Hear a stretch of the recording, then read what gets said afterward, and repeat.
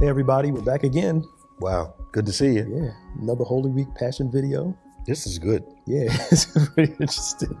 We went through introduction video, Palm Sunday. We did Holy Monday yesterday, and now we're on Holy Tuesday. Yeah. And we're calling this day the warning. The warning. The warning. I like to call it the warning. Okay, why? There's a reason. On this day, the Pharisees and them, their plot to kill Jesus really starts to come.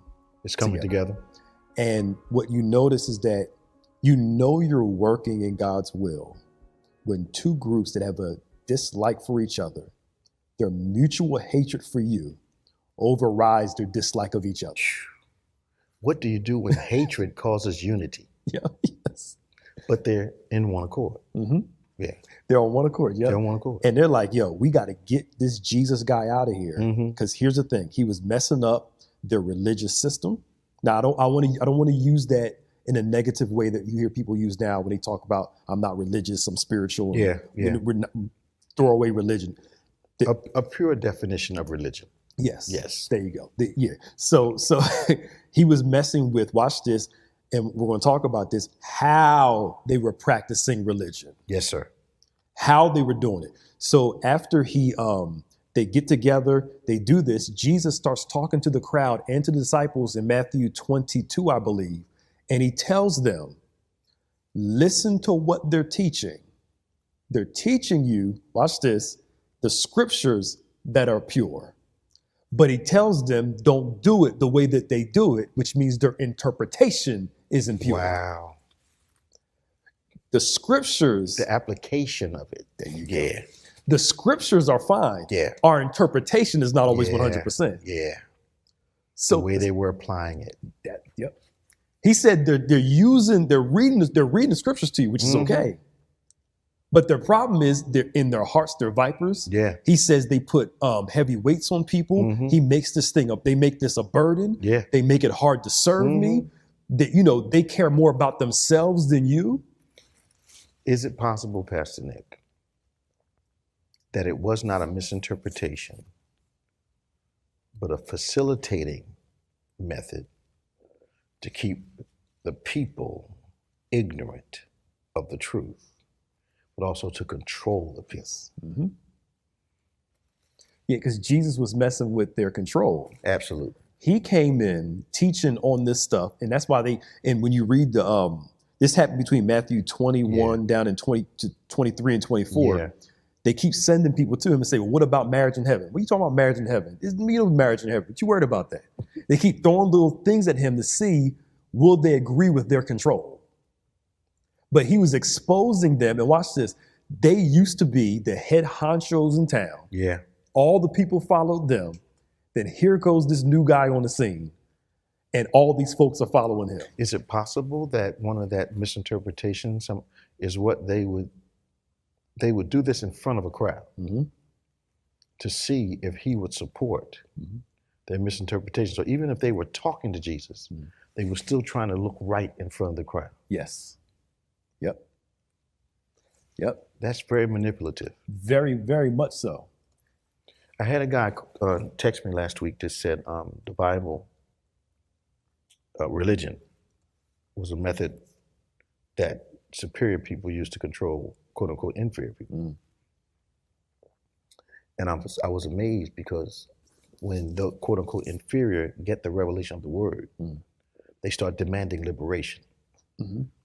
And not just liberation in their own power, but enlisting the power of God as the person that gives them the might and the strength to be liberated. Yeah.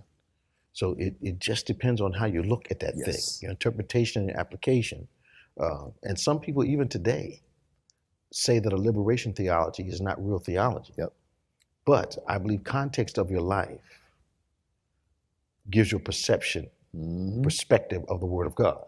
If you've never been enslaved, then you may not see the liberation in the Word of God.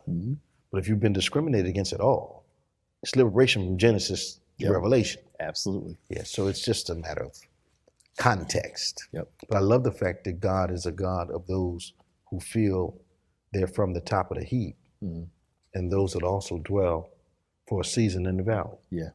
He can reach both. Absolutely. Yeah. That's what the gospel does. Mm-hmm. It liberates the oppressed, corrects the Yeah. oppressor. It gives people who aren't an oppressor but don't have an understanding of oppressed people Mm-hmm. an understanding, Yeah. and vice versa. Isn't it amazing that when these enemies began to plot, their biggest fear was not Jesus. It was the people. Their biggest fear was the people. Yep. Yep. He said, because the whole world's gone after him. Yes, sir. And he said, and a couple of times we're going to get them, but if we do it now, the people are going to get Oh, us. die. We're afraid of the movement that's been created. Mm-hmm. Because this man's coming here doing these miracles, doing these teachings, and they're no longer listening to us. They're not listening to him. And it didn't disqualify his power. Mm-hmm. They tried to get him on technicalities. Yep. He's doing this stuff on Sunday. Mm-hmm. Yeah. Not that he's invalid. Mm-hmm. We know who you are. Yeah. But we're going to get you on technicality. Yeah. You know, Yeah. We can't mess with your miracles, Mm. but we will mess with when you do it. Yep. Mm-hmm. Who you're talking to. Yep. And those issues, they were hoping would substantiate their positions, at the same time cause some people to fall away from him. Yep. But his teaching was too strong. Too strong. It's too strong. And they stuck with him. Because the signs and the wonders were adding the icing to the cake. Yeah. Yeah. Yep. So he corrects them. Yeah. And he tells the disciples, his new leaders, watch this, y'all. This is how you're not supposed to act. Mm-hmm. And he uses, like David did with what God did with David and Saul, Mm-hmm. I'm going to show you what to be by showing you what you're not supposed to be. Right. Do the opposite of these people because Yeah. they're leading wrong. Yeah. And like David could become a better king Mm-hmm. because he was exposed to a bad king in Saul, Mm-hmm. even though David had a little small trait of Saul in him, which Yeah. led to the whole Bathsheba and Uriah Yeah. situation. Yeah. But God will sometimes use a negative example. Yep. What we use in thematic Mhm. revelation, the antithesis, Mm-hmm. to show you what you should be Absolutely. in leadership. Mm-hmm.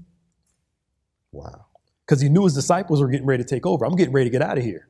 And I need you guys to know that leadership is humbly leading people. Leadership is example oriented. Mm-hmm. It's not controlling, it's leading people. And I think Jesus was bringing integrity back to religion. Yes. Because I still don't see, I think we may approach that term based on our own interaction with the Lord. Mhm. I don't see religion as a bad thing, Mm-mm. but I'm sure it's the context in which my life Yeah.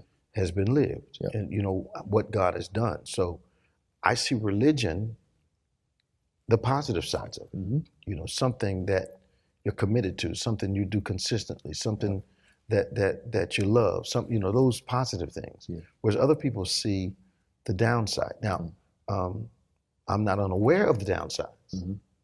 but I'm looking for a way in. I'm not looking for a way out. Yes. Yep. And I'm not sure anything that a human being is involved in can be absolutely perfect. Oh, yeah. It's going to have something in there. Yeah. Because we have our own interpretations like the Pharisees did, Mm-hmm. which are usually not things Jesus would be pleased with. Yep. But maybe things that are good, that support us socially and religiously on the negative side, Yeah.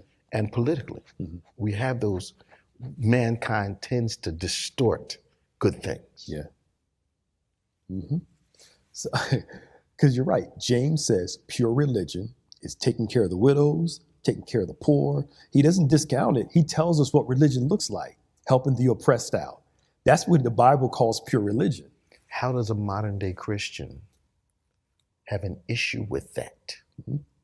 Because like you said, their interpretation is I'm leaving religion and becoming more spiritual, when the reality is the more religious you are, the more spiritual you are. Yes, sir. You can't separate the two. And the more spiritual you become, the more religious you should be. become.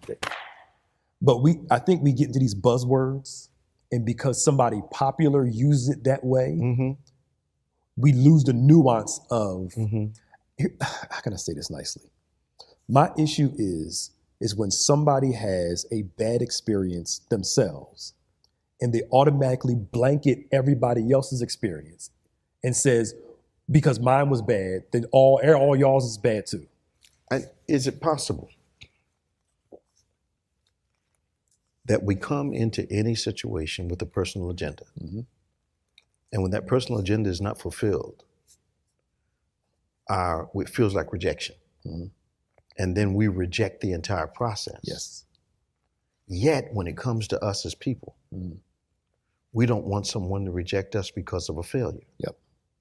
We want them to at least try to work with us Mm-hmm. and try to understand. But I think people look for a way to be offended as it relates to God. Yep. Because God requires faith and obedience. Yep. And you can never tell which one he's going to demand. Absolutely. Yeah. And sometimes it seems like, to what you're saying, I'll use this example. The ones who had bad church experiences Mm-hmm. seem to be the loudest. When a lot of us, like, I get you had a bad experience at this one church, Mm-hmm. but it doesn't mean that every church is the same way, every pastor is the same way. So why discount a whole institution? Those same individuals will apply for another job after they've been fired from one. They don't say working is just terrible. Right, yeah, I'm never yeah. going to do it again. Yeah. Come on, man. Right.